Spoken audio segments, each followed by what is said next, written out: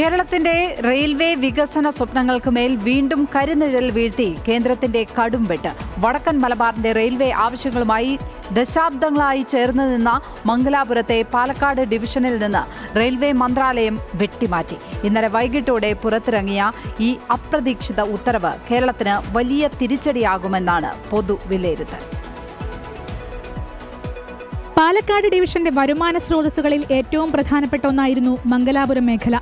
ഇതിനെ ദക്ഷിണ കന്നഡയുടെ ഭാഗമാക്കി മാറ്റിയതോടെ പാലക്കാട് ഡിവിഷന്റെ നിലനിൽപ്പ് തന്നെ ഇപ്പോൾ അപകടത്തിലായിരിക്കുകയാണ്.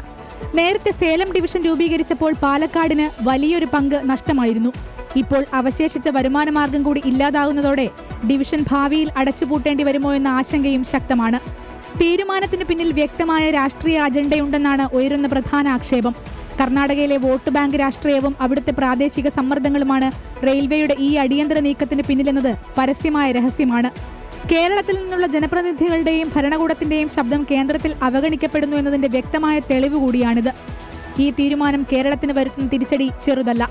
വടക്കൻ കേരളത്തിലേക്ക് പുതിയ ട്രെയിനുകൾ അനുവദിക്കുന്നതിനും റെയിൽവേ വികസനത്തിനും ഇനി കർണാടക കേന്ദ്രീകരിച്ചുള്ള ഡിവിഷന്റെ അനുമതിക്കായി കാത്തുനിൽക്കേണ്ടി വരും.